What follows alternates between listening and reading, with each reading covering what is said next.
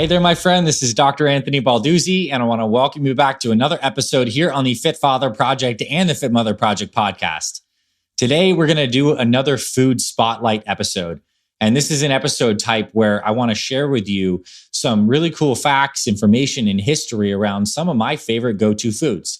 And I specifically picked these foods to share with you because they may be something that you're not incorporating into your routine yet that I do recommend you do, because you're going to get some health benefits and it'll actually expand you out of your comfort zone. And on that note, today we're going to be talking about organ meats and why organ meats may be one of the best things you can incorporate into your diet this year. And I'll show you some ways that I personally do that taste great and it's not like a gross, crazy thing. Now, the history is organ meats were something that humans consumed a lot of before World War II. And after World War II, we had this big shift, particularly in the United States, where we started to do a lot more industrial agriculture and a lot of people started eating more of the muscle meats.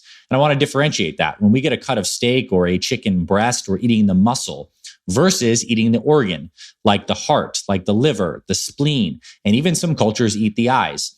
Now, a lot of this stuff dates back to, and this some of the lore and the history around this, at least in the modern times, to a very important health pioneer and a dentist by the name of Weston Price. And Weston Price had a very seminal research paper called Nutrition and Physical Degeneration, where he traveled around the world and looked at a lot of these indigenous cultures and saw what they ate.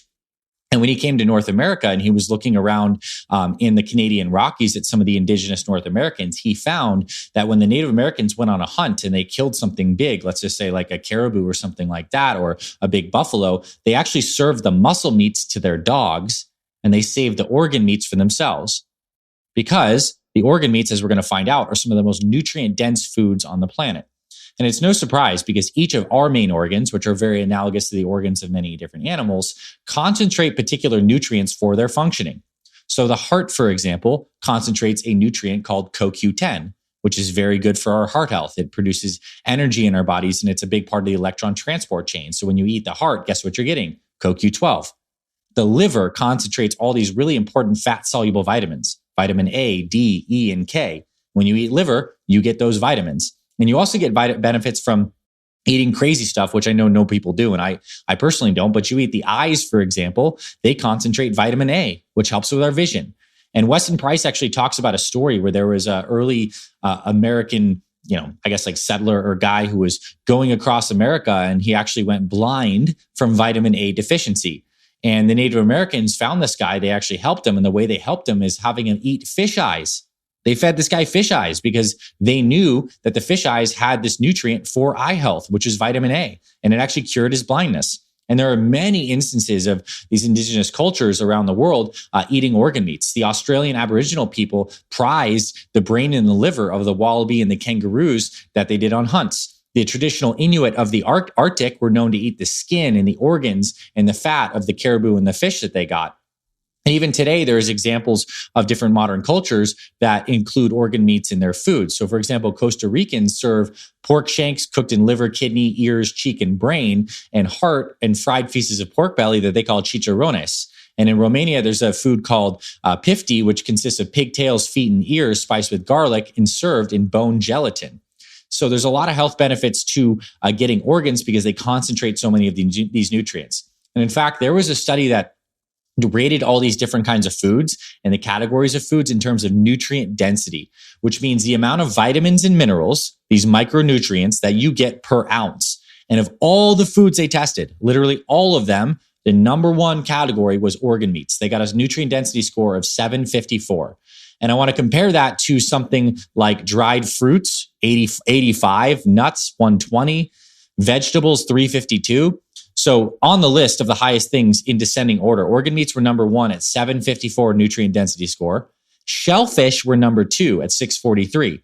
And one of the reasons that is shellfish obviously are small. So this is a per ounce comparison, are really rich in a lot of these sea minerals, zinc, iodine, great stuff like that have a tremendous health benefit. So they concentrate those.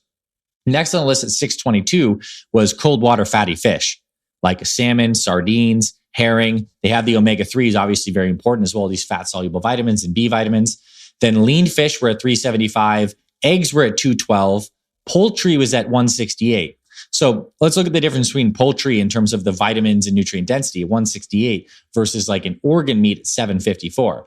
I'm not saying don't eat your chicken breast. I think it's great. It obviously has the protein. And if you enjoy that as a go-to food, go forward and eat chicken breast. But do know that there are different animal food preparations that have a lot more nutrient density. And I think to live a long, healthy life, you want to get as many of these micronutrients in as possible. And I think liver can be a really great source of that and a good accessible point. Now, there's obviously more organs that you can explore, but what I actually get is some liver into my diet.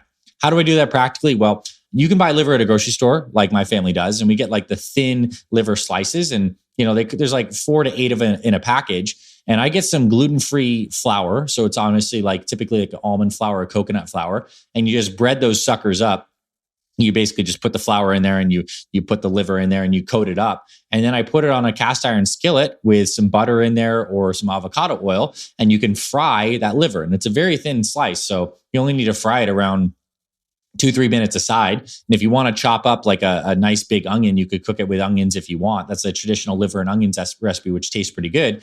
But even if you don't use the onion whatsoever, you can actually have that liver with a little bit of like organic ketchup or a lower sugar barbecue sauce or some hot sauce. And I think it's personally delicious. I know it's like something that not everyone would like, but I found a way to have liver. And the one thing I found is like, if you get a really thick liver, sometimes it's like kind of gross and hard to cook. But if you get thinner livers, you really can't mess it up as much. And some people do actually soak the liver overnight in some kind of milk or some kind of basic solution because it pulls out some of this different flavor and taste. I personally don't do that. So that's one way you can cook liver and onions and make that like a go-to meal once in a while. An easier way is to go to a good company. One that I like is US Wellness Meats, and get some liverwurst sausage. And so they'll actually have like it's like a little brick of mixed up. They'll mix up a whole bunch of organ meats, liver, heart, spleen, some other beef products in there. And you have just like a nice little liver. And one thing that I do on occasion was like, I don't eat it. I eat it like, let's say a couple times per week or every other week. I'll put that liver with a couple sunny side up eggs. And I'm just getting a ton of these fat soluble vitamins. And it's a really convenient meal you can have for breakfast or for dinner. So if you don't want to do any thinking in prep, but you want to incorporate organ meats into your diet, a liverwurst and a high quality one that has a bunch of these different organs could be good.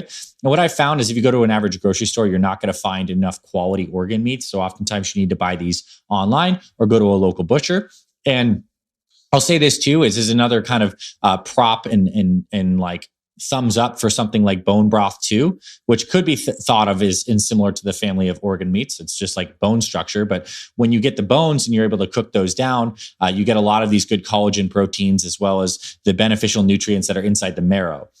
So the thought process here is, and the message here is that we mostly think of muscle meats as the best meat to eat: steak, chicken, fish fillet, etc. And they can be good, but I want to encourage you to maybe expand out and look into some different kinds of foods that are really rich in these vital nutrients.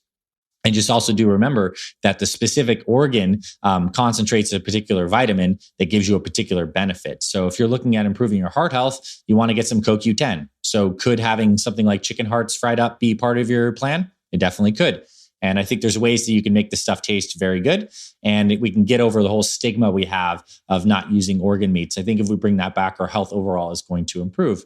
So I hope you found this valuable, my friend. You certainly don't have to eat organ meats, but at least you know a little more about them. They concentrate all the vitamins and they can be very beneficial for you and your family. So I hope you try this out, and I hope you enjoyed today's episode.